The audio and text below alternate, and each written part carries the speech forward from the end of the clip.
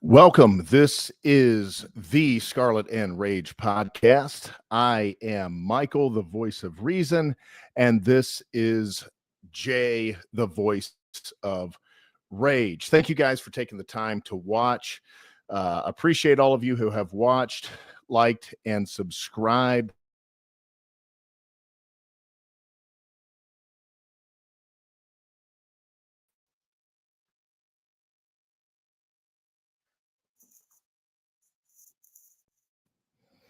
Getting off to a bad start, Rage, some kind of internet malfunction there, but hit that like and subscribe button if you have not already. Those of you that have, thank you.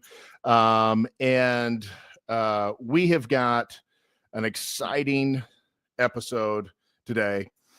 Still kind of in celebration mode. I don't think it really, quite frankly, set in for me immediately. I think it took time. Going back to the Tennessee game, I really didn't going into that game. I was like, this is kind of a win-win. Like if Ryan Day can't get his crap figured out and he can't win this game, then maybe this will get him out of here, or maybe it'll get close to getting him out of here. If we win, it'll be a great win against an SEC team that I can't stand. So even though I wanted to win the other side of the coin, like I could see some positive with it. The Oregon game, I was totally chill. I was like, whatever we do, we do. Like, if he does it, great. If he doesn't, then I'm not surprised. But going into this game, it was starting to become real that this team could do it. Like, it was a possibility. And here we are playing another big SEC power. And I was kind of letting on to you, Jay, like I was super confident. But on a worried scale, 1 to 10. Throughout most of the day, I was about a 6. By the third quarter, at a particular point, I was about an 8. But I still did believe they could turn it back on, only because of what I had seen against Tennessee and Oregon. Had I have not seen that, I would have been a 14 on a 1 to 10 scale by the third quarter, because I would have been like, oh God, we've seen this song and dance over and over, and we know how it's going to end. But they won in a different kind of way. I think that you could even make the argument this is a different kind of win than Ryan Day has ever had. And what I say by that is I don't think they played their best game. Clearly, they didn't play their best game, just penalties alone. The mistake by Trey alone, I think that cost them 3 to 7 points early in the game, maybe cost them a lot of momentum. Seems like they really didn't get the momentum back for quite a while after that. It was a real momentum shifter. Texas is obviously a very good team, so that plays into it as well. But, man, what a game. It's just now kind of sinking in. We knocked out the remaining SEC power. We're playing Notre freaking Dame for a national championship. If there's anybody that can compare to the Michigan SEC type rivalry that Ohio State has, it's Notre Dame. No question about it. They're right there in that same echelon with the other two. And this is just going to be epic. Probably going to be the most watched national championship game in history. And it is historic, Jay. This is the first national championship of the new 12-team playoff. So with all that being said, how are you feeling today about the game, about everything else?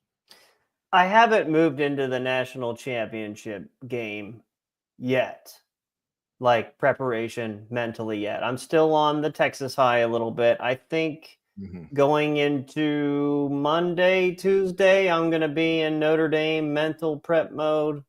Well, I guess we're only a few hours away from Monday, so that's a lie. Probably Tuesday, Wednesday then. Let's move that forward a little bit. Then I'll be locked into Notre Dame. Michael, man, I feel like you misled me a little bit. Did you told a little lie, a little fib there? You were saying you weren't worried at all against Texas, but then you're saying on here you were at a 6, and then during the game you were at an 8. I was worried, but not worried without no hope. I think it's a Bible verse somewhere.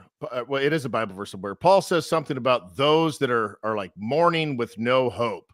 Like there's worry without hope, and then there's worried, but you're still hopeful we're going to get it done. And that's where I was at. I was never worried without hope like I have been in the past in big Ryan Day games as things begin to turn. But I definitely was feeling some concern.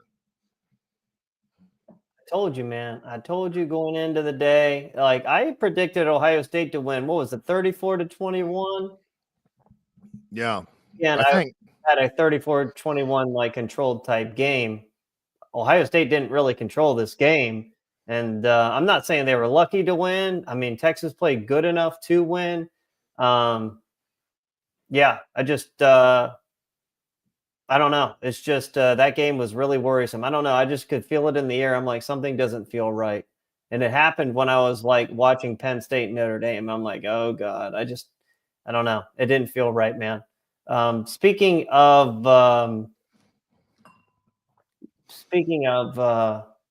faith a little bit, I know you said something in the Bible, man. I was at church today. I just want to say thoughts and prayers for people in California who are dealing with these wildfires. I don't know what the hell is going on out there right now. I guess hell on earth. Really, really sad situation there. Michael, I think we know for sure that, fires can start any which kind of way, but how you deal with them is another thing. And man, I feel bad for the people in California, but they voted for this, but the left-wing DEI and socialistic green new energy stuff out there has absolutely inflamed these flames, literally and figuratively, man. I don't know what else to say. It's pretty devastating out there what Gavin Newsom has done to that state, and just let a lot of people have died and lost their homes because of not just him, but just like their entire like culture towards that, I don't know, ideology of politics, I guess. I mean, they really have no one but themselves to blame. Got to have a change out there. Enough is enough. Got to have a change. Got to have a return to some common sense. That's Big Ten country now. We can't have this nonsense. Man, a lot of Big Ten country is a lot of socialists, man. That's Look true. at Minnesota and Wisconsin. Yeah. Well, hey, Wisconsin, did Wisconsin go red? Yeah, they went red. I mean, Ohio went red too, but they passed issue 1 and issue 2 like a year ago. So, it depends on what you're talking about. But California definitely has some problems. USC's got some problems. So goes the state. Maybe so goes. Man, so that Adam Carolla guy, I don't really pay much attention to him, but apparently he got turned down when he like put in to be a firefighter back in the day when he was like 19 years old, and he's a pretty big guy. He said that he was put on some kind of wait list and contacted like 7 years later to be a firefighter, and he was standing in line to take like the written test. And behind him was some like black woman.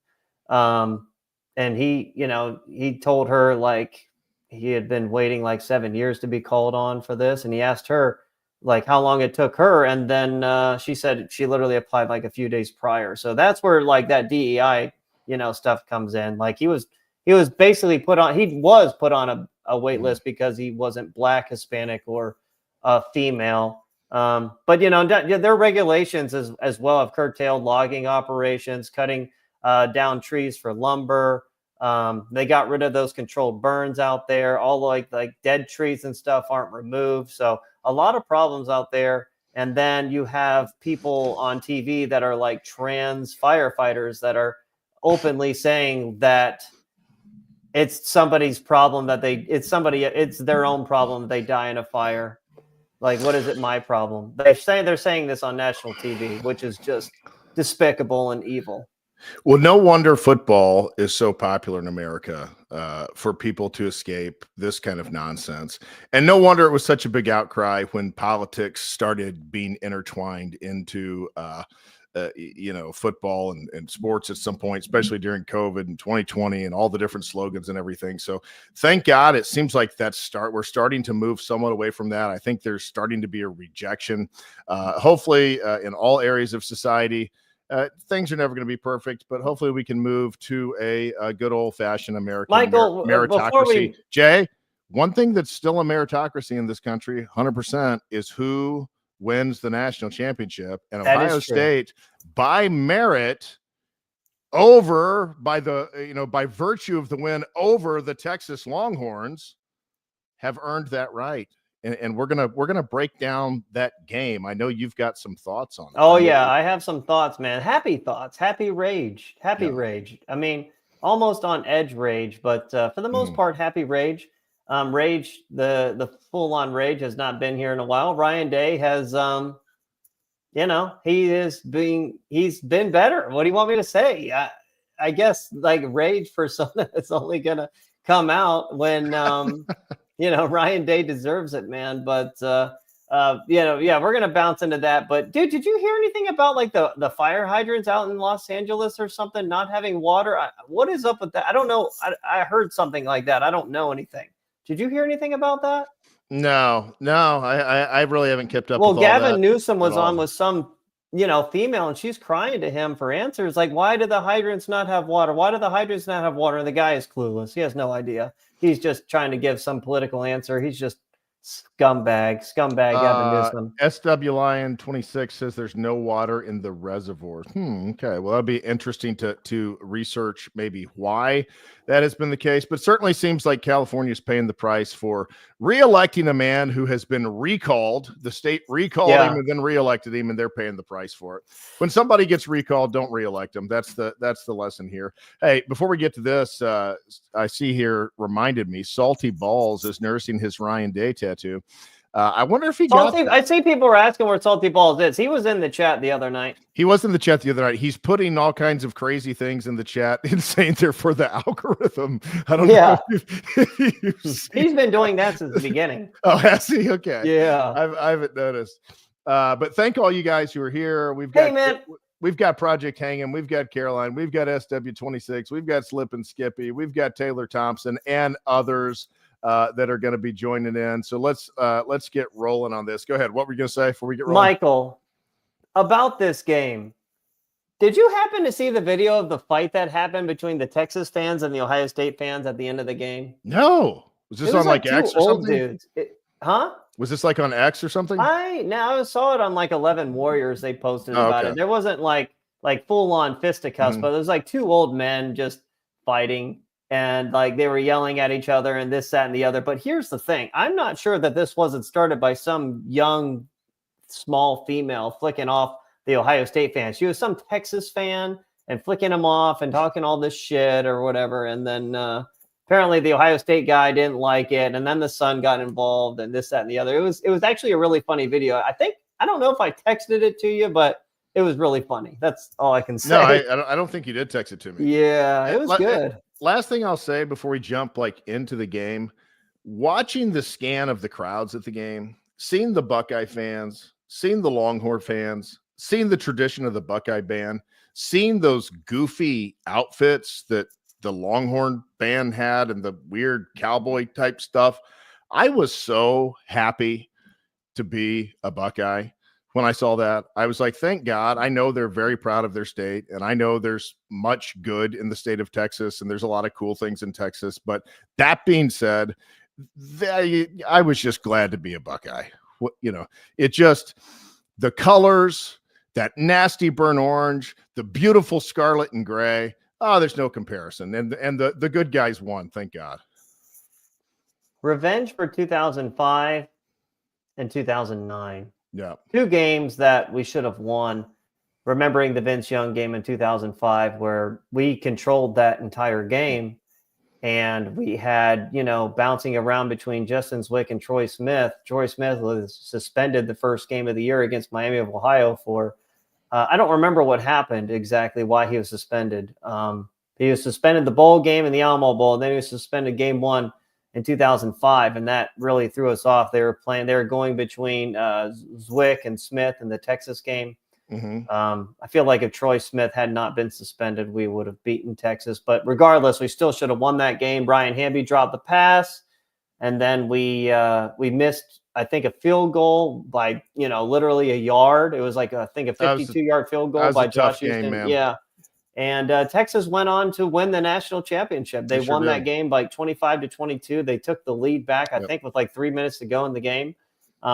Texas went on to beat USC in the Rose Bowl. And then 2009, the Fiesta Bowl. Marcus Freeman's last game as an Ohio State Buckeye, mind you. Just want to make that, clever food for thought there. Marcus Freeman, James Laurinaitis' last game against Texas in 2009. Colt McCoy. That was a game Ohio State should have won too. We took the lead late. The pass to Terrell Pryor in the end. No, Boom Herron scored that touchdown. That was like the Terrell Pryor, Todd Beckman game. Todd Beckman came in as a backup, played valiantly. We took the lead late, and then Texas scored. Colt McCoy threw a touchdown pass. Yeah, slant pass to Quan Cosby. Yep, I've seen it like 100 times because I don't know why. It was a great game, but terrible game. We evened up that record against Texas. Now we're 2-2. The rubber match is obviously going to be next year in Columbus. And Texas's first game is when they come to Columbus next year. I know it.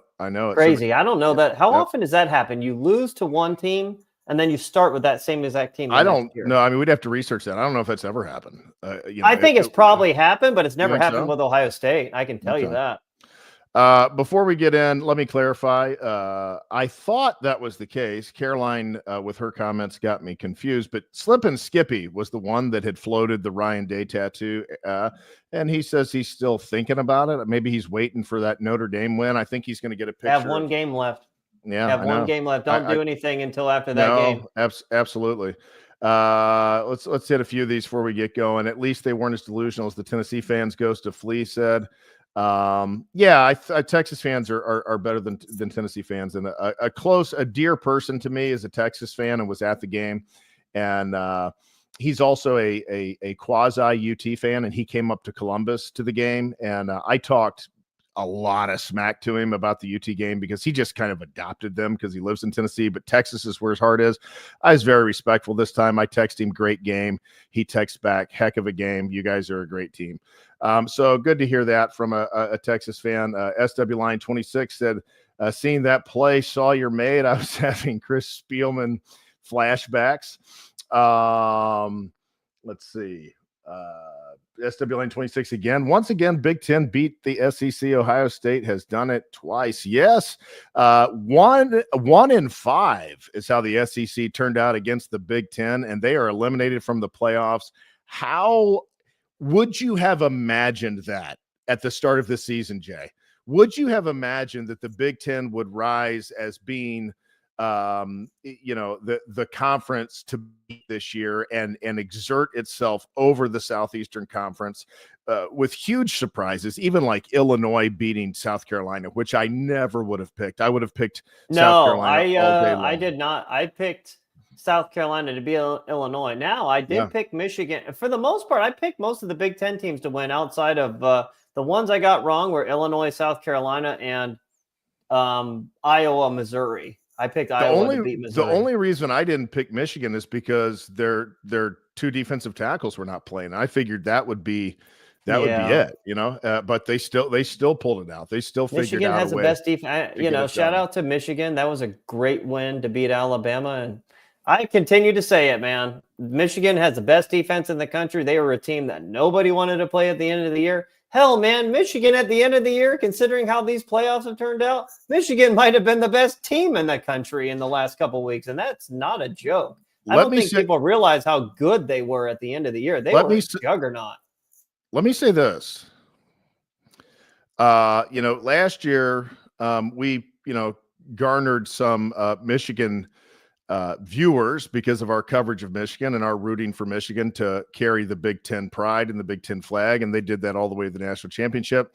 And in the offseason, both you and I had a unique Buckeye fan perspective, a fan perspective that is still a vast, vast minority, Jay, but it started to gain a little bit of traction. And I have to say, we were really ahead of the curve on that. And that is the fact that Michigan winning the national championship last year was the greatest thing that could have happened to the Ohio State program. And I want to give a big thank you to the Michigan Wolverines again. This is going to be probably the oddest sounding thing to ever come out of an Ohio State podcast or Ohio State Buckeye fans' mouth. Thank you for beating us at home this year. Because Michael, we have one game left, man. I know that. I know that. I know that. And I'm not writing that game off. I'm not bringing the trophy to the Woody prematurely. I'm not, I'm not going there. But what I am saying is I don't believe you and I would be right here talking about the national championship game had we have eked out a win 17-13 or something against Michigan that fateful Saturday in Columbus. The team has definitely played more loose. Mm-hmm. Yeah, there's a joke to go with that. I just don't feel like saying it right now. I don't feel like being too vulgar. Yeah, just, the Ryan Day actually let it rip after that. Good job there. Michael, let's get into this game, shall we? In my opinion, Texas played their best game of the season. They seemed completely locked in, and to be honest, they were actually more prepared in this game, I felt, than Ohio State. Their margin for error was smaller, but they did the most with what they had. Any thoughts there? Yeah, I think they had a little bit of an advantage in that preparation regard because, Ohio State had showed looks that, they just hadn't shown throughout the year. And so they showed them against Tennessee, and they had a few other things in the bag against Oregon as well. And Texas had the advantage of seeing this 2 times to put it on film. They could really prepare for it. And Texas also hadn't played really their best game yet in the playoffs. Both games had been kind of, the Clemson game was maybe a little bit better than the Arizona State game, but they really hadn't looked great, hadn't played great. So I feel like they definitely had a little bit of advantage in the preparation side of it, and that Ohio State was a little bit more reactive. Texas knew what they were going to go out there and do on defense to try and slow down this offense, and we were a little bit reactive to it, and it took us a bit to kind of get our bearings. We got a super chat, Jay. Mm-hmm. Nick, thank you so much for the super chat. Of course, when you do that super chat, your comment is guaranteed to be read. Big Ten going back-to-back natties. Let's hope so, Nick. It is close to being a reality. Let's hope that the Buckeyes can finish that off. Big Ten is greater than the SEC as well. Don't forget that part. Oh, Big Ten is greater than the SEC. Yeah, they sure are. Thank you, Nick. Thank you so much. Yes, thank you.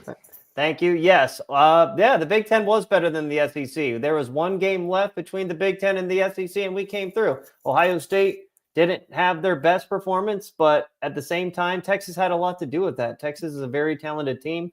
Texas was the second most talented team left in these playoffs, and they played up to their potential in this game. So, you got to respect them for throwing everything they had at us, and that's why it's kind of upsetting a little bit that Arizona State kind of got screwed there. I feel like Arizona State would have been a much easier game, and a game where Ohio State probably could have got up like 3 touchdowns and then just called off the dogs. But we got Texas in the state of Texas. Don't forget, Michael, Texas had a home game here.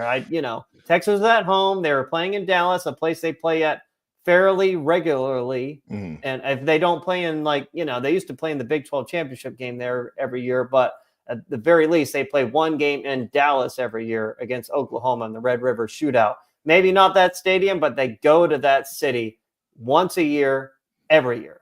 Yep. Another super chat, Jay, $4.99 from Caroline. Thank you so much. And she had a question up here that I think she probably wanted answered, and just didn't attach the super chat to it. One question for you both. What do you think how much do you think the SEC teams view us now that we've made them natty? Also, how do you think that will influence their future performance, plays, etc.? Well, I'll go first. As far as the how does the SEC teams view us now? It is very hard for the SEC to let go of their superiority complex. because they had a superiority complex even before they were superior. So even when there wasn't some big clear-cut advantage by the SEC back in the 90s and the early 2000s, the SEC fans still had that superiority complex. So that's very hard for them to let go of. However, I'll say this. They, I believe, are not just viewing Ohio State differently after this playoff run, after eliminating two of their top teams. They are also viewing the Big Ten Conference differently. And how do I know that? Because their lead voice and one of their thought leaders, Paul Feinbaum, is coming out, and he is saying that the Big Ten has just made up the ground and that the SEC's performances have been concerning. And so it is starting to resonate in SEC country that things are different, that this is a new landscape of college football. How will it affect future games, Caroline? I don't know that it directly does, but what it does do is when you start having Michigan win a national championship, potentially Ohio State put one on the board. Maybe in years to come, there's an Oregon national championship at some point, and you start having a conference that is competing at this level, and it only helps the recruiting. It only helps the way that young kids view it, and it's only going to be a positive for the Big Ten and going to continue to, help level that playing field that the SEC had such an advantage in for the last basically decade and a half. I can tell you that how the SEC views us, they still don't have a lot of respect for us because speaking of Paul Feinbaum, SEC, network post-game show of the Cotton Bowl, I think Paul Feinbaum was pulling the same bullshit he pulled 10 years ago when he said that Alabama should have beaten Ohio State, Texas should have beaten Ohio State. And I'm like, motherfucker, why? Why should they have won? That's an interesting story, Michael. I called into Paul Feinbaum's show 10 years ago and called him out on that bullshit. And he actually corrected himself. Oh, yeah. I called him. I paid respect to the SEC at the time. Yeah. But I'd also let him know that Alabama was lucky they didn't get blown out. Like, what are you talking about? They should have won. Like, you're wrong. And he admitted he was wrong. Yeah. Because the guy doesn't know football. He's just a talk show host. I don't know that he's ever played a competitive sport in his life. Now, he is an old man, but look at that old man. He doesn't look like he's any kind of athlete. So, I don't think he really knows what he's talking about. Again, that doesn't mean he can't have his own show. Also, you don't have to be an expert at something to have your own show on something. I mean, does it help? Yes, but I'm not going to hold that against him, but he was absolutely wrong there. He's absolutely wrong here too, considering Ohio State outgained Texas and Texas never had the lead. So what are you talking about? Like, they should have won. They could have won. Yeah, they absolutely could have won. You can make an argument. They were better prepared. Actually, I think they were better prepared in this. I think they were better prepared than Ohio State in this game, if you ask for my opinion. But they weren't the better team. Ohio State was better than them. Absolutely. And so Slip and Skippy asked if you know of any place on YouTube where that episode of Feinbaum. I'll tell you what, the next episode, somebody remind me, and I'll pull it up on my phone and I'll play it through the mic so everyone can hear it. Okay, cool. It's not on YouTube anywhere, but I don't know. Maybe if I can upload it to YouTube, I don't know. I have a lot of calls back in the day, people. One of the reasons why I have this show is I was a notorious phone caller into Ohio State post-game shows on 610 WTVN, 97.1 The Fan, the Paul Feinbaum Show, Titans post-game, Pistons. Like, there was a time, Michael, I kid you not, I was calling into the Titans post-game every game. And then, like, the phone screener eventually knew who I was. He knew who I was, and he was like, "Is this Jay in Charlotte?" And I'm like, "Yep." He's like, he didn't even ask what I had to say. He's like, "All right, go ahead." But my claim to fame, my claim to fame, I want everyone to hear this, and this is a true story. Is it the Urban Meyer one? It is the Urban Meyer one in Mm. 2017 after Oklahoma. Mm. So remember back in the day when 97.1 The Fan had the coaches call-in show? Mm. Urban Meyer had his little call-in show, and I was furious after the Oklahoma game. Ohio State had Army coming up after playing Oklahoma. So I was like, I'm so furious now. A lot of these fans get on there and give him like some softball questions. I went in on there on I guess a disguised question. I basically said I was going to say one thing, then I hit him with my actual question, and he stuttered. He didn't know what to say. I was basically blasting his offense and why his offensive play calling was the way it was and why he wasn't handing over the reins to Kevin Wilson. And he was like, yeah, you're right. Yeah, that's what got me is that Urban pretty much agreed with you, and he said it hasn't been good enough in some of these games. He said, "Well, I admit that." Yeah, he was like, but then that's not the good part. The good part is they didn't take another caller. Yeah, they did not take another caller that show. I'm not sure they took another caller the rest of the season. And then that phone call, I promise you, was played 2 times the rest of the day on 97.1 on 2 separate shows. That is a promise. They replayed that a lot. No one could believe that somebody would actually question Urban Meyer on the radio, but I did. I was sick and fucking tired of the bullshit that he was doing because he became so antiquated in his offense. His offenses were terrible in 2015, 2016, and 2017. Yeah. And then like the offense got good in 2018. Yep. But the defense fucking sucked. So it was like he couldn't find a healthy balance. That's why I don't think he would have ever won a title ever again. One last thing I'd like to address before we get on into this. Death Grinder B said UGA did not have their quarterback. That's true. They did not have their quarterback. However, that quarterback is gone. He was not really welcomed back to Georgia. Georgia does not want that quarterback back. So would that have made the difference in the game? It could have. I'm not going to say that Georgia couldn't have beat Notre Dame with Carson Beck, but I am also not going to say that it's definitively like, oh yeah, they definitely would have won the game, because their offense looked terrible a lot of times throughout this year with Carson Beck in there. And Carson Beck was very prone. He could have, the young guy, he turned it over once. Carson Beck could have very easily turned it over 2 or 3 times. He was very prone to doing that. It could have been worse potentially if Carson Beck played, but he could have made the difference. Nick. No, I will say if Carson Beck starts against Notre Dame, Georgia beats them. Well, you've got your opinion, Jay. I've got mine. That's why we've got the show.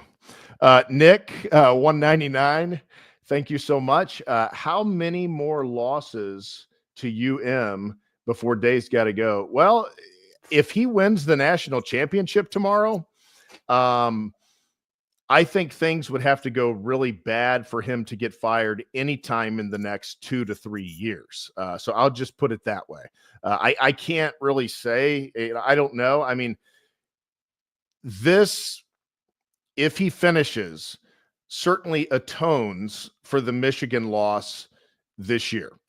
No doubt about that. However, I think that people are going to, very much be getting pretty antsy if he drops another 1 or 2 in a row to the Michigan Wolverines. But I think we need to do an off-season show, Jay, if Ohio State wins the national championship, about how I think that this new playoff structure, love it or hate it, is going to mildly reshape the Michigan-Ohio State game, because there is now the possibility of good things happening in the season after a loss in that game, potentially for either team. Whereas for the vast majority of the two schools' history, for the most part, with a few exceptions, if you lose that game, the chances of you having a season that makes you happy is extremely, extremely low. And now we're in an era where that's not exactly the case, and the Buckeyes have a chance to put a big exclamation point on that. Yeah. Answering Nick's question on my end, It depends. If Ryan Day doesn't win this title, I think he'll be gone. If you lose one more time to Michigan next year, I think he'll be gone. If he wins this title, I think it buys him 2 more losses to Michigan, and then he would be fired. Yeah. So you're saying if he wins the title, if he loses the title, you think he could be fired for losing one more time? Is that what you're saying? Yes. Okay. Yes. Yeah. Okay. But if he wins the title, he's got at least two more losses before the grace is depending on how spent up. Right. Mm-hmm. Correct. And you know, you still got to perform well, make the playoffs, not asking for championships, but maybe win a game here or there. I do see on here that Slip and Skippy was asking me something. He was asking, so far I'm not seeing anything, Rage. Not seeing what? I don't know what, not seeing what. If he's referring to like my calls or whatever into Feinbaum or whatever, they're not on the internet. I'd have to like post them on here myself or something. So why don't we post them? Why don't we post them on the Twitter channel, on the Twitter we should get with our producer Jeff. Yeah. Maybe he can help. Producer Jeff may be able to help us get those audios up on the X. On the one X, of my best friends is our producer on this show now, so he's helping us out, and which is great news. This show is growing. Eventually, we're going to have a couple thousand fans, man, and it's going to again, Michael. This is only the beginning, man, and we're in happy times right now. Ohio State's doing better. They're not done, but I feel like we've been talking about a lot of things other than the actual game. Can we get to the game? Yeah, let's do it. Let's get to the fucking game, man. I'm going to post our X feed in the chat again for any of you that maybe haven't followed yet. So Ohio State on offense versus the Texas defense. Let's start there, Michael. Sound fair? Sounds fair. Texas on defense defensively did exactly what Michigan did, just with a little less talent. Texas actually blitzed a little bit more than Michigan did, but for the most part, they could not have called a better game. Their defensive ends dropping into coverage really caused Will Howard problems, and they took advantage of him locking onto wide receivers, man. Mm-hmm. At the same time, I really did not like the play calling. Where were like the play action rollouts and slip screens to receivers we saw versus Tennessee and Oregon? Why are you running a toss sweep to Quinshon Judkins on 3rd and 1 when you should be running a QB sneak or power with a back? Ryan Day went into a shell and it almost cost them. I will say anytime we did play action rollouts, we were able to hit solid gains, but we didn't do nearly enough of it. And get Jeremiah Smith some easy catches, throw him some screens, send him in motion. I don't know. I mean, again, just sending him in motion, getting him going like he did against Oregon, it would have exposed what Texas was doing defensively. If you're in zone, men aren't moving. If you're in man, somebody's moving. You're going to know. Again, I don't think Texas played much at all, if any, man. But they were mostly in like a cover 2 shell the entire time. Cover 3, the defensive ends were dropping. That's my thoughts on the offense so far. What are your thoughts there? Yeah.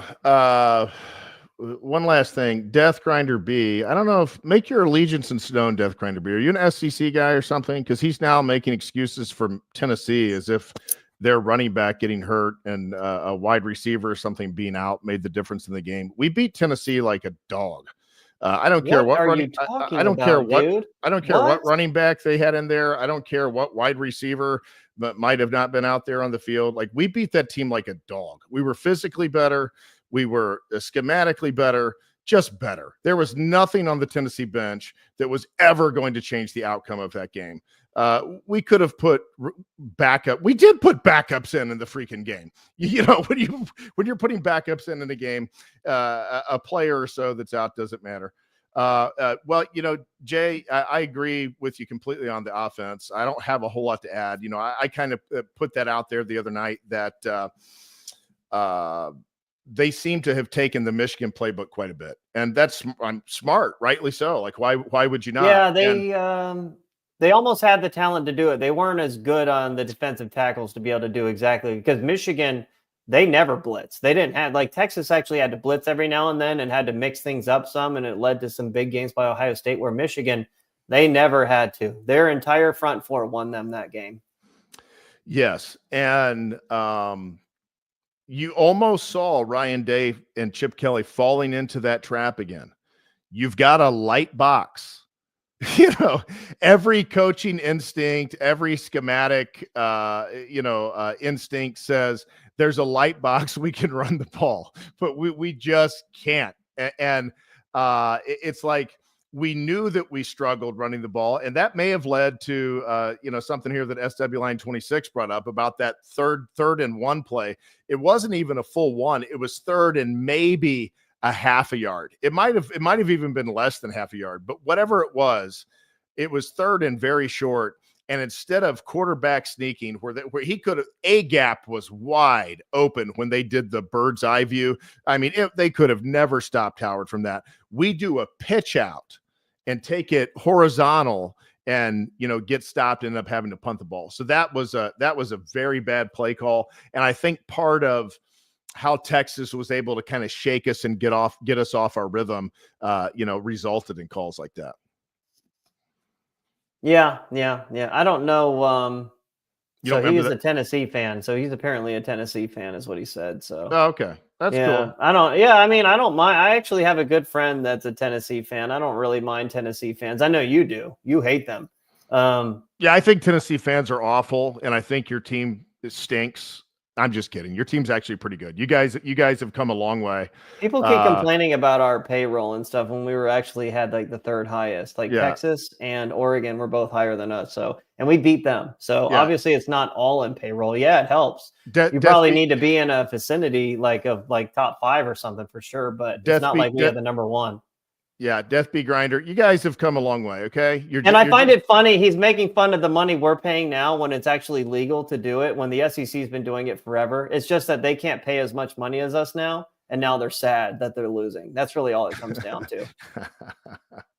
Soon as salary cap comes, your shit stains are done. Well, until then, Death Be Grinder, we'll enjoy beating your ass. All right, so go back to a Tennessee Vol podcast, I suppose. Man, dude. We have haters in here now. And Caroline making a good point. Send us more money for answers. We love your podcast. Thank you, Caroline. Me and Michael love you too, right, Michael? That's right. Will Howard, easily his worst game of the playoffs, Michael. Mm-hmm. There were a few times where receivers were open on one side of the field and Howard would lock in on another side and would just never change his vision. Howard needs to be better there. He needs to be much better at understanding that he has more time than he suspects and be able to come off and survey the field, because there were many times where other receivers were open for big gains, especially on the interception. Look to the right. Emeka Egbuka doesn't have anyone within 7 yards, but Jeremiah Smith has literally 3 guys around him. He also needs to be better at understanding when to hand off and when to keep on an RPO. They missed a touchdown on the second drive of the game when he kept the ball versus giving to Quinn Shawn. Did you see the hole that Quinn Shawn had to run through on the right side? It was going to be a touchdown. That one hurt. I don't know. I don't know if that was a read or if that was, I would think that was a read and he made the wrong read, but there is maybe the possibility that they were just keep it all the way. We're going to catch them by surprise, because Will Howard doesn't take it and pull it very often at all. And maybe it just backfired. I don't know which the case was, but that one stung, especially the way the offense was kind of struggling to get back on track at that point. And that was a big gap. At the very least, he's going for a first down and he could have broke that all the way. Yeah, absolutely, man. Absolutely. Also, Will Howard fell down again. I think I saw somebody comment in there. They actually did the designed run in the 4th quarter that led to the touchdown. He should have, stayed on his feet and scored. I think every single quarterback in these playoffs would have scored that touchdown except for Will Howard. That just shows how immobile he is. He's just a klutz. Everyone tries to say Will Howard is a much more mobile version of Kyle McCord. Yeah, he's more mobile. I wouldn't say he's much more mobile. Not a lot. The one thing that the difference between Will Howard this year and Kyle McCord last year, and I haven't seen Kyle McCord play this year, so I don't know if he's improved on this or not. But the difference between the two, mobility wise, is not much, other than Will Howard has done a better job this year than McCord did last year of navigating the pocket, navigating pressure, and at times being able to elude some pressure and extend the play a little bit. And that was something that McCord was just like a sitting duck back there when the pressure came last year. And he literally is one of the few quarterbacks I had seen at this level of play that consistently stepped back into the pressure only to get sacked for a further loss, so that, but as far as speed and athleticism, no, there's just not a whole lot of difference. No, I mean, I've seen Kyle McCord run a little bit this year at Syracuse, and he's not a stiff. I mean, I don't know, maybe it was the offense Ryan Day was running last year, but I don't know. You can't really complain too much about, I guess, the offense this year. We are playing for a national championship. I see Death Grinder continuing to like blow up in here, and he's saying he keeps bitching about the money thing. And I'm like, okay, well, now you know how the 90s feel when like the Big Ten and Ohio State was losing to the SEC because of money. I mean, that's exactly what was happening then. So now, like, here's a taste of your own medicine, buddy. How about Scam Newton and the almost clear money trail that led and look at Alabama to his arrival in Auburn, which notched a national championship on the board for Auburn. This stuff was going on for a long time. It was a competitive advantage. It was a competitive advantage that's been eliminated. Sorry, it's the truth. And they already have all the fast black athletes in the Southeast. Most of the black population lives in the Southeast, so they have an advantage there too. So I don't want to fucking hear it. You clowns from the Southeast, stop bitching. Get better. Stop bitching. That's all I'm going to say. Death Grinder says he likes Will Howard because he was a fan of Jesus. Well, Death Grinder, I don't think Jesus would have called Jay and I a fuckwad the way that you just did. So I don't know. Maybe. Yeah. Unless I'm done responding to him. Whatever. Yeah, he's done. We're no more response. I'm not muting you, man. I just don't feel like responding to you, man. We have a lot of other comments. I do like that our Michigan, a couple of our Michigan fans are getting on the Big Ten train, and it's Big Ten versus SEC. That's what this podcast is about. We're Ohio State. We want Ohio State to win. But secondly, we are Big Ten. We stand together. We stand with the other Big Ten teams. Yeah, for sure. Yeah. Absolutely. Just address one more thing. He's trying to say in the last 15 years, they've had the hardest path, and we had no chance against Bama and Georgia in their primes. Well, we should have beat Georgia 2 years ago. And then number two, we actually did beat Alabama in 2014. So that's not true. Michael, the running back position. This is where the game was won, in my opinion. Texas was paying so close attention to Jeremiah Smith and playing that shell coverage the entire game. There were opportunity for our backs. Quinshon Judkins, in my opinion, played his best game ever in a Buckeye uniform. And Travion, my God, Travion Henderson just makes me like I've about freaking jumped out of my seat during. Well, actually, no, not during the screen, but later on. Most explosive play in a big game in Ohio State history on the screenplay, man. Goodness gracious, he was shot out of a fucking cannon. Mm-hmm. He looked faster than Zeke Elliott against Alabama. And honestly, Travion, I don't think there's a faster running back in the country than Travion Henderson. I do not think so. Yep. It was, again, if I'm a Texas fan, I'm upset with the defensive coordinator. I mean, you've got 20 seconds. I am seriously wondering if Ryan Day's just like, the heck with it. We're going to get to halftime and try and regroup. Thank God he didn't. And lo and behold, I don't know if it was a hunch. I don't know if it was good luck. I don't know what it was, but Texas is sending pressure on the screen. And so it just was a beautiful play. Yeah, they brought that nickel late. They actually brought four, but that nickel should have been in that area where Travion caught the pass. Yep. That was one of the stupidest defensive play calls I've ever seen. Yep, exactly. Yeah. And it just worked out. And he did have to make, a little bit of a move to get out and around, but it wasn't anything too difficult for him. And once he was off to the races, that was it. He was gone. Just another big weapon on this Buckeye offense, another guy that can take it to the house, and did so. Couldn't agree more. Wide receiver position, Jeremiah Smith was great in this game. Honestly, just standing out there. He didn't have to run a route. He just standing out there and being out there.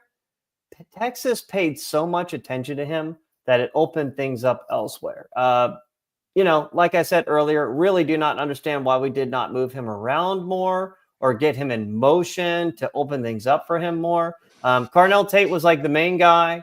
Didn't like the drop he had on the first drive because he beat their Thorpe Award winning Jahdae Barron like badly on that slant route.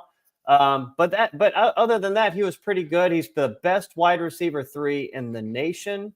Yeah, man, the wide receivers, it wasn't a big passing game by us, but at the same time, Texas' defense was better than I thought, or I did not think that they could run the Michigan defense, but they did. They did it, and they did it pretty well. Not as good, but pretty well. Yeah. They did. They certainly, kept Jeremiah, locked up. And I don't know if you saw the picture that was going around on X of 4 Texas receivers, 4 Texas DBs just right on that side of the field, just completely bracketing in, Jeremiah, where there's nowhere he's going to go. I was about to mention that, and it just slipped my mind. It was crazy. Yeah. And so, I had said in the pregame or our preview, I said, I don't know what they're going to do, but I would assume they're going to do whatever it takes to make Carnell Tate and Emeka beat them and do everything they can to sell out, to commit to stopping Jeremiah Smith. And quite frankly, I didn't think the way that this Ohio State offense was rolling that, maybe they could do it as effectively as they did. But they had a great game plan. For the most part, they executed it very well. And, they were able to keep him in check. And I do think there's ways that we could have countered that maybe I don't know. I don't know what happened. The game got going, whatever. They didn't do it. But I would imagine they're going to be going back to the drawing board, taking a look at how can they get him free in that type of defense, because you have to assume you're going to see potentially something similar. You have to move him around, man. Yeah. You can't have him stationary out there and let them set. Like, send him in motion with 6 seconds left on the play clock or something. And I don't know, do something different. Throw a screen to the other side, get him in motion. And, that slip screen, where was that? I don't understand. Again, Ryan Day was being a bitch. I don't know. He was really starting to piss me off there. Rage was starting to show for a minute there in that game. And it wasn't, I guess it wasn't as much rage. It was more sadness. I was like, oh God, we're going to lose. This is over type thing. It's over. Looking at some of the comments here. Caroline is trying to say, I didn't think we would win. I predicted Ohio State to win when we did the preview show. But then the day of the game came and I had to call you to talk me off the ledge because I was really starting to get scared. Yeah. Yeah. There was some comment about salary caps in the professional sports. Well, baseball doesn't have a salary cap, and that's why the Yankees, Dodgers, Boston, Mets, and Philadelphia always win. So I don't know. Football in college may not have a salary cap either, so you might just have to get used to it. Let's see. Third quarter was junk ball, says Salty Balls. It was. I gotta agree with you, Salty. Honestly, anything after our first 2 drives was kind of junk. That screenplay, man, I tell you, I don't know if that was a great play call. More so, I don't know that it was a great play call. More as a major fuck up by Texas. Honestly. Yeah. I mean, how in the hell does a screenplay work at the end of the half? That should never, ever happen. Ever. Kind of no one should ever get behind you. A screen shouldn't work. Somebody should have tackled him after 10 to 15 yards, but whatever. Anywho, the tight end position. Not much to say there. G. Scott, I believe, played a very solid game. So did Will Kachmarek. They both were tough. One thing that needs to be pointed out here on the game, when we took the lead, I think it was 3rd and 10. They threw that 4-yard route to G, and he fought to get it. He fought off a couple defenders and got it to 4th and 2, and powered through. If he doesn't fight right there and gets cut down immediately, Ohio State's punting. State's punting there instead of the Will Howard empty sneak or QB draw. Yeah, good point. That was maybe an underrated, underappreciated play, but G. Scott definitely made that extra effort. He could have easily been stopped 2-3 yards or even maybe a little bit more short of that, Right.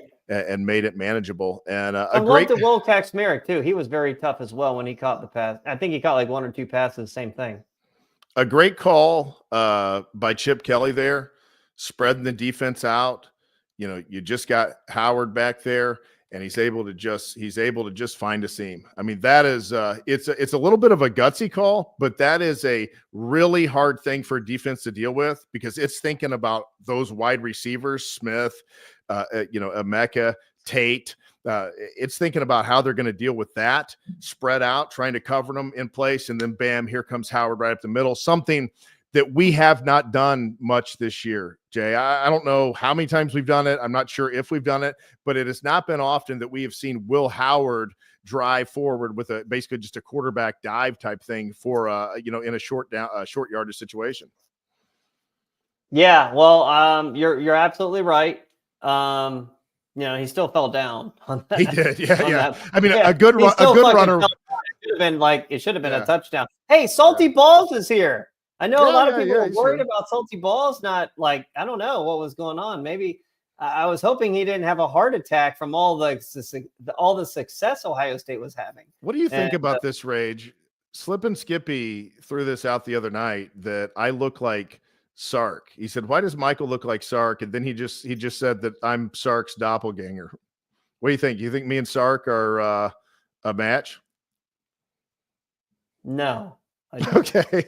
I do not think so. All right. I don't know where he's getting that. Well, that's what he thought. I also got asked for my autograph several times when I lived in Cleveland. People, one gentleman that was convinced I was Baker Mayfield and was very angry that I wouldn't give him an autograph, told me like he doesn't know why I won't just sign it. There's nobody else here. I said, buddy, I would if I was Baker Mayfield. I said, I'm not him. So I've been mistaken for various people at times. Offensive line. Solid game, not great. Texas, for Texas to implement the Michigan scheme a little bit, that's kind of red flaggish towards the offensive line. But I thought I think they only gave up 1 sack and some pressures. They did well in gap scheme run blocking, though. I think Ohio State should have ran more power against Texas in this game, more gap scheme up the middle. Mm-hmm. If they would have stuck to that more, I think they would have been able to punish Texas more for only having like 6 in the box every play. Mm-hmm. But again, you still got to be able to throw the ball. But considering we were like pounding them at times up the middle, if mm-hmm. Ohio State doesn't lose their composure a couple times with personal fouls, like those were absolute drive killers. Yeah. Like we were starting to at times we were getting after them in the rush game. And it's kind of like the defensive line for Texas gained its footing after that somehow. It's, there was just kind of a change, and there for a significant period, it went from us winning that battle up front to them starting to kind of win that battle up front a little bit. And it all really kind of hinged at on that big penalty when that drive stalled out is when you kind of started to see the shift. Yeah. I see Southwest Lion on here. Quick question. He was asking, how would you compare Notre Dame's defense to Michigan's? I don't know that there is much of a comparison. I think Michigan's defense is quite a bit better. Now, the problem is Notre Dame's offense. Actually, you know what? At the end of the year, do we really know that Notre Dame's offense is better than Michigan's? I'm not sure that I would say that.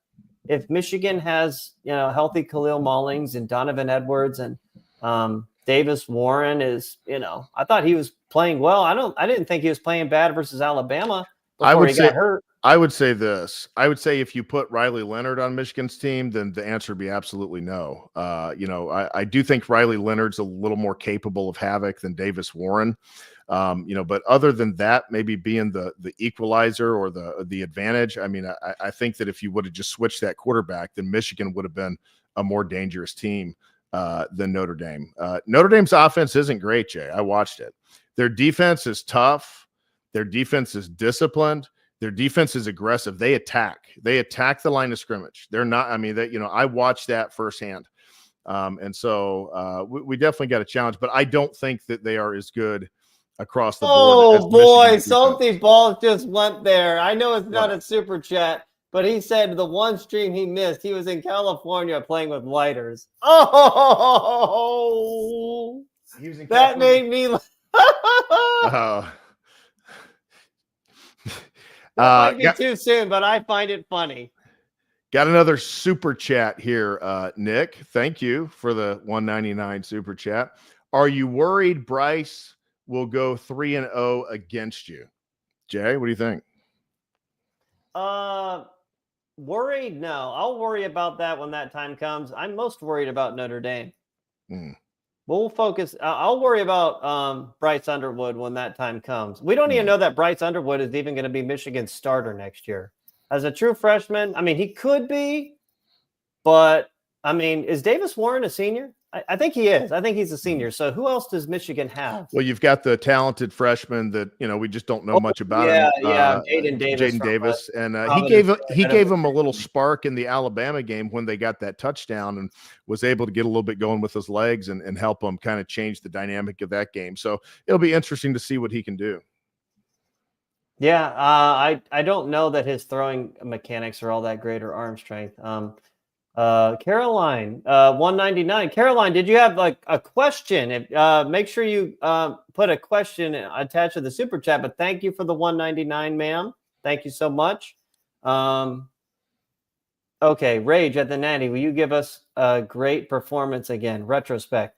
That's interesting. We say this, Michael, because I haven't even got into this yet. But Michael, do you realize what I'm going to be doing in about 7 days from now? I kind of heard a rumor you might be going to Atlanta to the national championship. I'm going. We're figuring it out right now where we're staying, but I'm going. I'm going to be at the game and just need to figure out where we're staying. I'm going to wait for tickets to tickets are the most expensive, I think, college football game in history. But again, how often does a team play in your own region and it's your team? There are three things here. Number one, it's Ohio State. Number two, it's the national championship. Number three, it is the first national championship of a 12-team playoff. And actually, there's a fourth. It's the great evil in all the world. The Notre Dame Fighting Irish, man. It makes me like cringe to say their name. I usually always have to either call them Notre Gay or faggots or bitches or something like that because they're not men. I mean, again, I'll get into my Notre Dame rant when we talk Notre Dame on the future shows. Go back and watch our show last year when we previewed Notre Dame in 2023 and then watch the reaction show. Watch both of those. That will tell you everything there is to know about the Notre Dame program, what they represent, who they are. We'll do a rehash of that, of course, this week, Michael. But yes, I will be in Atlanta. Caroline, thank you for the 199. I assume that's what that was for, so thank you so much.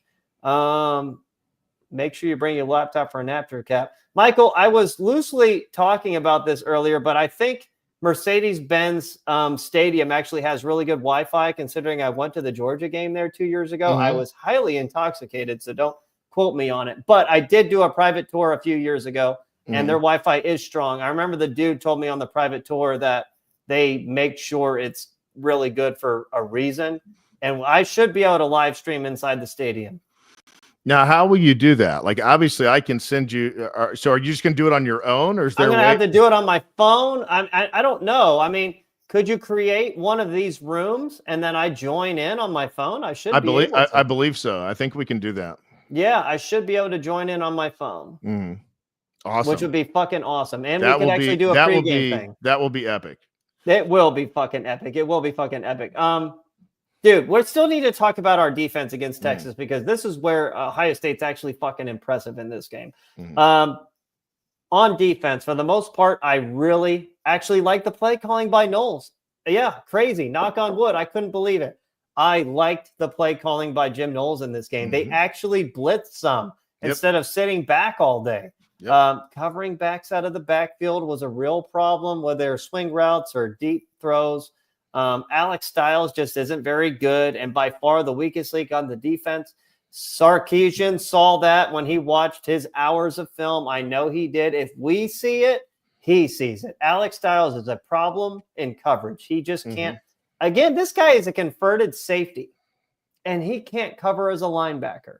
They're like, oh, well, what linebackers can cover running backs out of the backfield? I'm like, I don't know. The really good ones? It's only a fucking running back. It's not Terrell Owens. It's not Randy Moss. It's not whoever the best wide receiver. It's not A.J. Brown for the Eagles. It's not them. It's a fucking running back who's a lot shorter and smaller than you. I mean, he outran the Quintravion Wisner on the Jack Sawyer scoop and score. So, Jay, I mean, like, what the fuck? I will give you this. I still think that when you can match up a fast running back against most linebackers, it's going to be advantage running back. However, I will give you this.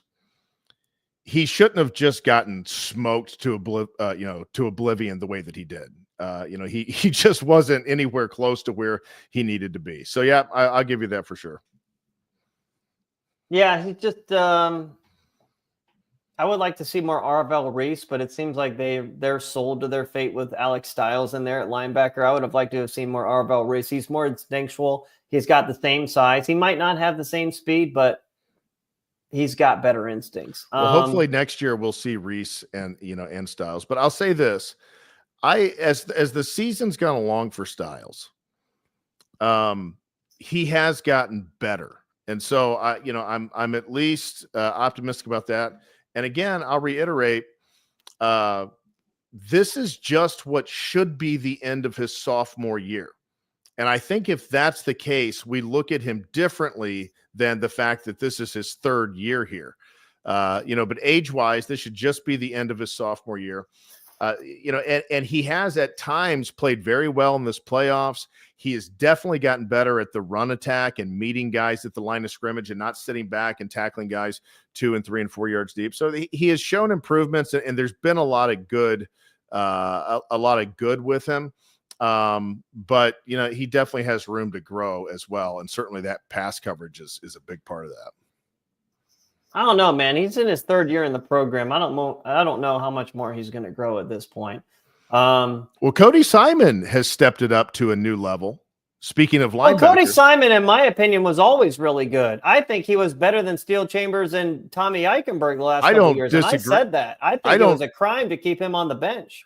I don't disagree with that. I always thought that Tommy was very overrated, and I never was a big Steele guy. I just didn't love the way he played linebacker. Steele. I know you liked him better than me. But that being said, Simon has still definitely elevated his play, even beyond what we had seen out of him before. And I don't know if something clicked. I don't know what exactly. You can't quantify what causes that in every player, but he went from a pretty good linebacker to an impact linebacker here in this last part of the season.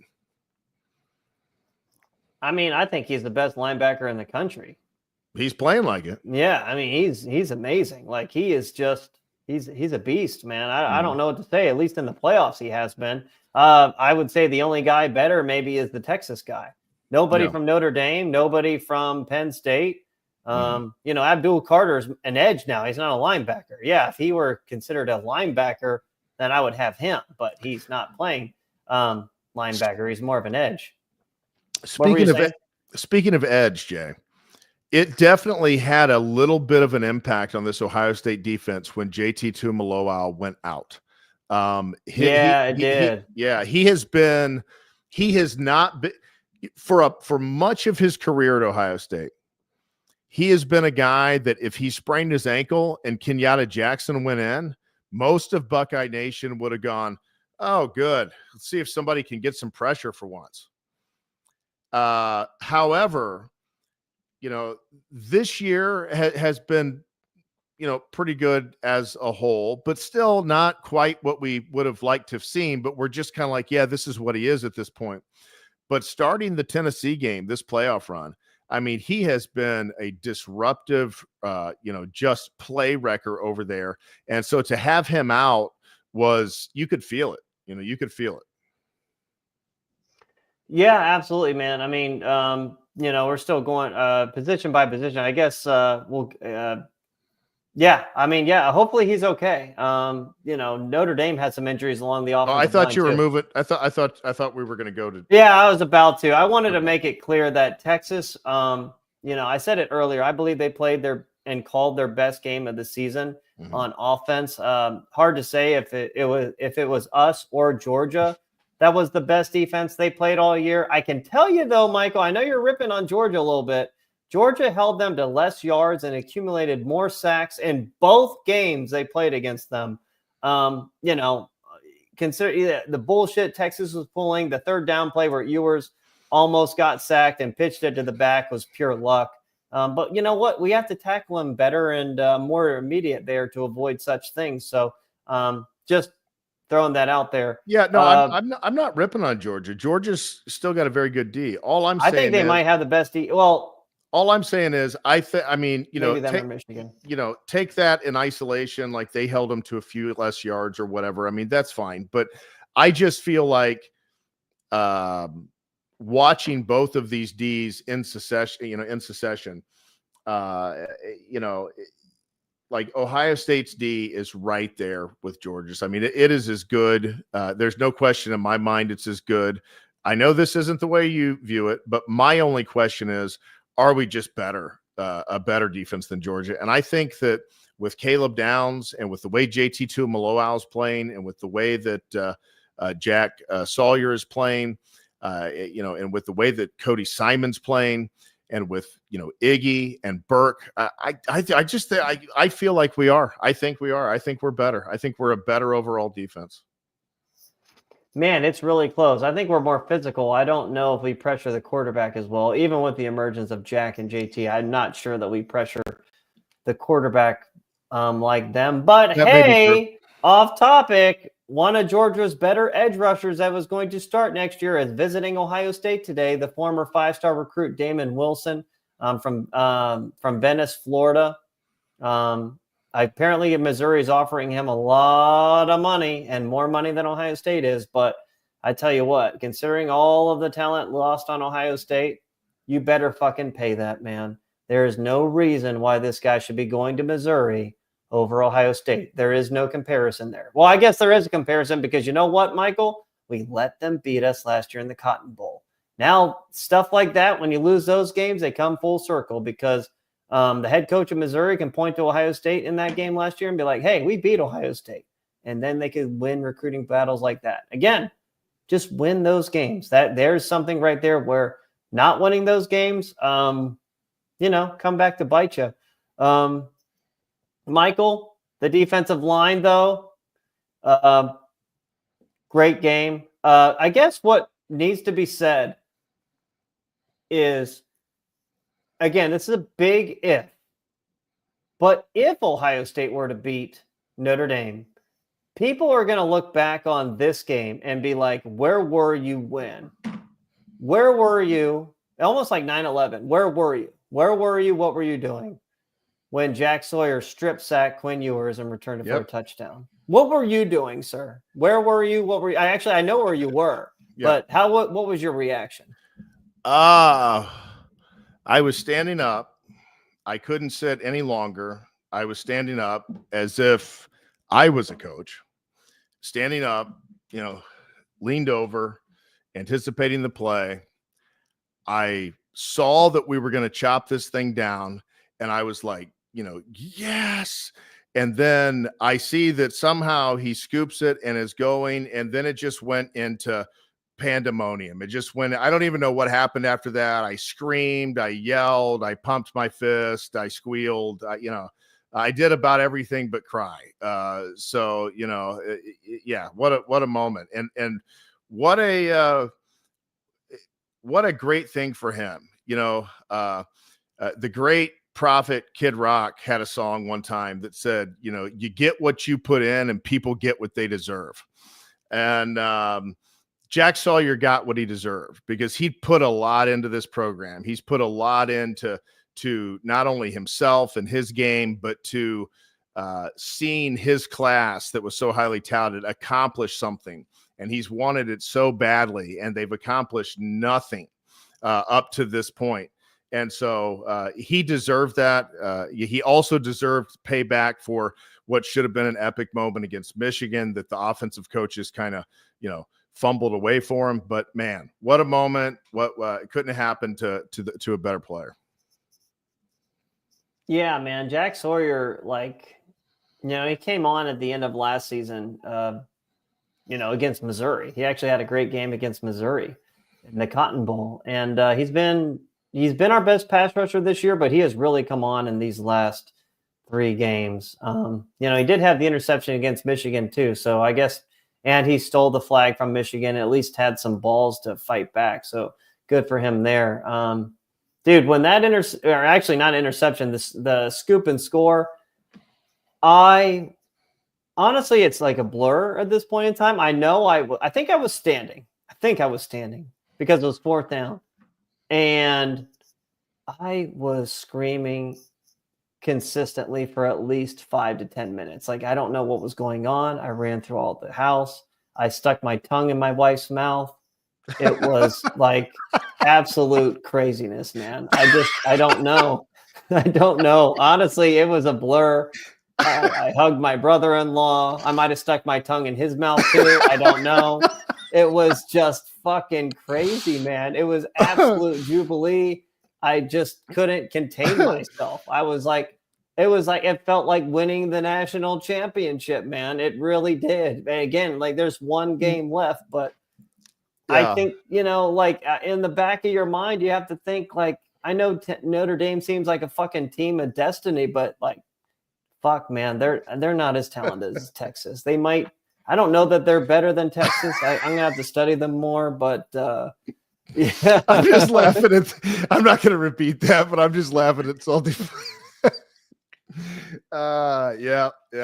Oh, I see it. Oh, yeah. I see that. Yeah. No, my wife likes it though. She likes that stuff, or else she wouldn't be my wife.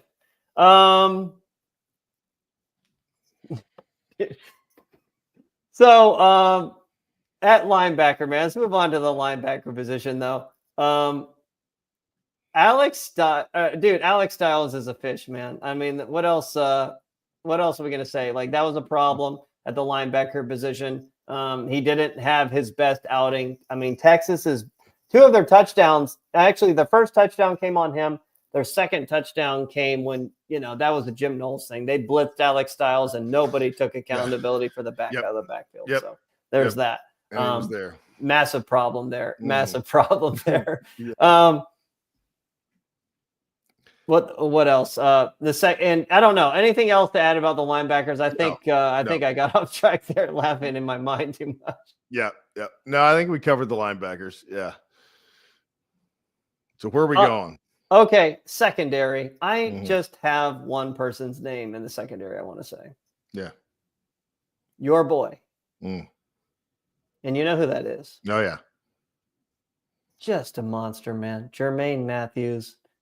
I dream of Jermaine Matthews someday. Sometimes I go to sleep and I think, and I dream about, I wonder what Jermaine Matthews is doing with his life, because my God, that dude is the stickiest Ohio State corner we've had since, in my opinion, Marshawn Lattimore.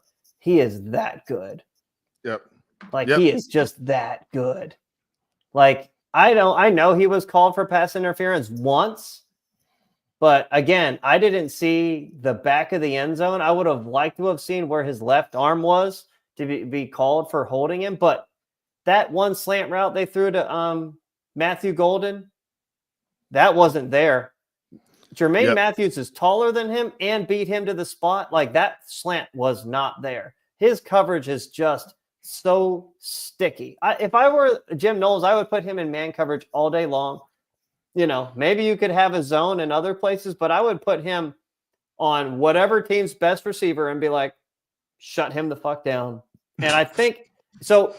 I don't know if Denzel Burke got hurt. I don't know what the truth is. Ryan Day could be shielding him. I don't know if he got benched, but I do know he missed that tackle on that Texas wide receiver. And not long after that, he went out of the game and he never came back. Yeah. Yeah, you're right. I was thinking, I was just having a funny thought. That's why I was smiling and having a hard time focusing.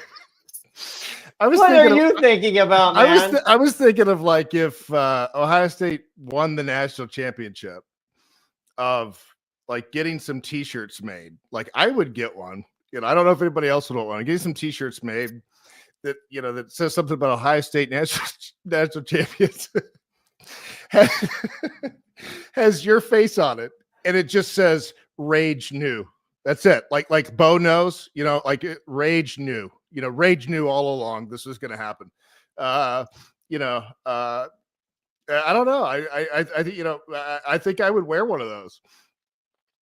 I guess, man. I wouldn't say I knew we were going to win a fucking title. I know that we always had the chance. That's the irony of it is you never thought we were going to win a title. Okay. Yeah.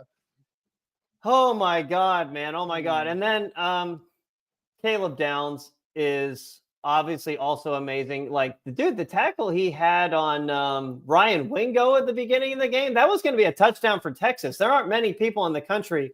There aren't many people in the country that are making that tackle on Ryan Wingo on the sideline there. No, they're not. Dude, I feel like the end of this fucking show has been completely railroaded. This has gone off the rails. It's the joy overflowing from the other night. It's just we didn't get all of it out the other night. How we choose to celebrate is our own thing, man. Just leave us alone in our homes. And it's spilling over. But yeah, the Buckeye secondary. I tell you what, I was critical of them at times, but I'll just kind of put a wrapper on it like this. Burke has answered the call. He has, none of them are perfect, but compared to the epic failure he had in Eugene, he's answered the call and he's played some pretty good football. Igmanosa, he is what he is. People want to harp on his PIs, and I get it. His PIs stink. He needs to work on that. I don't know why he can't get over that fetish of holding people. But that being said, he also makes some plays. And in many ways, I think he makes up for those PIs, and he's just kind of, you got to take the good with the bad because the good outweighs the bad. Like you said, Matthews turning into a monster. Caleb Downs, my goodness. I mean, this secondary is just, it's really come together, and it's a pretty sick group right now. Yeah, it's the best secondary in the playoffs. I think I know a lot of people are going to say Texas, but when they have that slow white guy out there, Michael Taft, they just can't be in there. Ohio State secondary is the best in these playoffs, and their defensive line was probably the best in these playoffs as well, honestly. So, their linebackers are kind of a weakness because of Alex Stiles, but I mean, in my opinion, I think Ohio State's defense has been the best in these playoffs. I'm not sure it's overly close either, because I don't think we would again. I understand our offense struggled a lot against Texas because our offense, Texas got ripped a little bit against Clemson and Arizona State, and I made it clear why. Klubnik and Sam Levitt from Arizona State were scramblers, and they were moving around and making throws.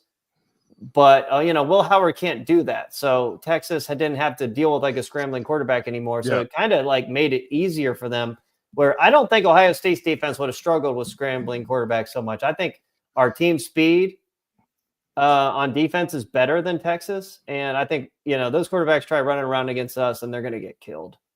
Yeah, I mean, Caleb Downs alone is a great neutralizer to a running quarterback because he's such a good tackler out there in open space. And of course, Cody Simon did a great job spying, Gabriel in the Oregon game. So yeah, they've done a good job with that. But yeah, I mean, that's a great game. We got anything else to cover? Is that it? Man, I feel like we need to ask, number one, chat, where is everybody at? I want to know where everyone is like commenting from. And then number two, I feel like this is a good time to like ask people like for off-season content, because every now and then, Michael, I feel like we're going to have to just talk about random subjects about just life. Like it doesn't have to be Ohio State. We could just talk about bullshit or whatever. Mm-hmm. And then somebody keeps telling me we need to have an Ask Rage segment. Okay. Like, I don't know if they need to send it to our email and like sometime during the show, like, it'd be like 5 questions, ask me whatever, some kind of ask rage segment. and then leave it at that. And Yeah. it can't be too much of a surprise. I kind of have to have a little bit of a heads up what's going on, but Great. send it to our email. I just don't know if that's something some people would be interested in or not. I don't know. All great ideas for off-season content. Of course, there will be Buckeye and Big Ten content as well in the off-season. Caroline, Michael, you said there would be T-shirts to buy. Will you show us a visual of the? Well, no, it was just an idea in my head. So there's no visuals. There I don't have any. I don't have. I think Caroline and Salty Balls need to go get a room. Uh-oh. Yeah, so I don't know if but very well the T-shirt idea is in my head now, so we'll see how that goes. We'll see if the one I had or something else comes up at some point in the future. But other than that, kind of on the T-shirt idea, Fresh Ocean 609 said that you called your parents sellouts, kind of adding to the irony of the Rage New T-shirt. Ohio State 2020. I did call them sellouts, but you know what? At this point in time, I take back the sellout thing. Ohio State is in the national championship. I mean, Ohio State has at least kind of redeemed themselves. They're not. The redemption tour is not over. There's one game left, Michael. We have one game left. And I say this every show, but my God, dude, the time. Where has the time gone? It's so sad that we're here. I'm so happy that we are here, that it's Ohio State against the Great Evil. But we need to preview this Notre Dame team, man. And I guess we will do this on Wednesday. We'll do a full Notre Dame breakdown. And then when I get to Atlanta, I would like to do maybe something on Sunday night to get a pulse going. Again, I'm just thinking out loud here. None of this. The Wednesday show is confirmed, but I feel like we need to do something a little bit Sunday night once I get to Atlanta. Yeah, absolutely. Yeah, I mean, we'll do the Wednesday and we'll hammer out the Sunday night. But yeah, I'm so glad now that I got to see that Notre Dame team play live. Not that it really helps anything, but it's good for me knowing what we're going to face here. In this national championship game. So yeah, we'll have a lot of thoughts on that. This might be, with me seeing them live, with this being the national championship game, this might be the most like geeked out preview that we've ever done, in the sense of really going over what this Notre Dame team has. And so if you love those kind of episodes, that's how that's going to be. If you like the kind of fun, free-flowing episodes, then we're going to try to probably do another one later in the week from the location of the national championship. Yeah, Monday we're going to do when I get inside the stadium. I'll probably get in there fairly early because I think we're going to drive to Atlanta on Sunday, so I'll have like Sunday to kind of feel my way around, kind of get a pulse. You can always feel these things in the air. It's like some kind of weird superstition, man. It's like my spider sense is tingling. My Spider-Man shirt is on. There we go. So yeah, it's kind of like that. And then Monday I'll have a good idea of like who has more people there. And then inside the stadium, I'll definitely be like, okay, Ohio State has this percentage of the crowd. Notre Dame has this percentage of the crowd. This is what I see on the field. Who's bigger, who looks bigger, stuff like that. I don't know. No. Again, I don't even know where my seats are going to be. All I can tell you is that I'm going to fucking be there. You'll be there. I'll tell you what you're going to see, Jay. Notre Dame is a big football team. They're a big football team. Their depth chart says otherwise. Really? Yeah. They looked like a big football team out on the field. I didn't think they looked as big as Georgia on TV. I'll have to go back and look. I feel like you have to watch the Georgia game more, especially Georgia's defense against Notre Dame. Not Georgia's offense, but that's what I'm talking about. Is Notre Dame's defense just took it to that Georgia offense. And the Georgia offense has got a good offensive line, and you wouldn't have really known it by the way that Notre Dame got after him. Yeah, I mean. We'll talk about this on the Notre Dame preview, but I honestly fully believe that Georgia is a better team than Notre Dame. I just think I think they just went full on Ryan Day versus Michigan in that game on offense. It didn't make any sense what they were doing. None at all. As much as I love seeing the SEC get eliminated, a good friend of mine is a Georgia fan that I went to that game with, and I told him, and I mean this like 100%. I said, you guys have your starting quarterback. You're probably going to beat Notre Dame more times than not, because everything that needed to go their way for them to beat Georgia went their way. They stole that special teams touchdown. Georgia fumbled away early momentum when they were going to get at least 3 points on the board. You've got the sideline call. You just had a lot of different things that really went Notre Dame's way. There is a second string quarterback. You can't discount that. Again, I'm not sold that Beck's presence automatically means that they definitely win the game. However, it would improve their odds. And so, yeah, overall, I think if Georgia plays Notre Dame, they probably beat them 7 times out of 10. Maybe 8. I just think this was one of those games that things just fell Notre Dame's way and they were able to take advantage of it. Yeah, I agree. I'm going to watch that game. I don't know if there's like a full replay. I'm going to find it. I'm going to find a full replay of Georgia Notre Dame. And one game that I think we really need to look close at, Michael, is USC versus Notre Dame, especially USC's offense. Yeah, absolutely. Yeah, that's a good point. I didn't even think of that. I definitely want to go back and watch that game because I did not watch that game at all. I didn't see it live, so that'll be an interesting watch. Yeah. So I don't have anything else, sir. Chat. Any other super chats out there before we bounce out of here? I know you've been very giving in this show. Thank you so much. But I don't really have anything else. I don't think you have anything else, Michael. We're about to just get the fuck out of here and relax the rest of the day. Yep. That's it. And so, remember, we'll be back Wednesday night. The Bucks are going to see what they can do. And last but not least, remember, all along, Rage knew. All right, you guys, thank you for watching. Stop being a troll. Thank you for watching. We'll be back in a few days. All right. Bye.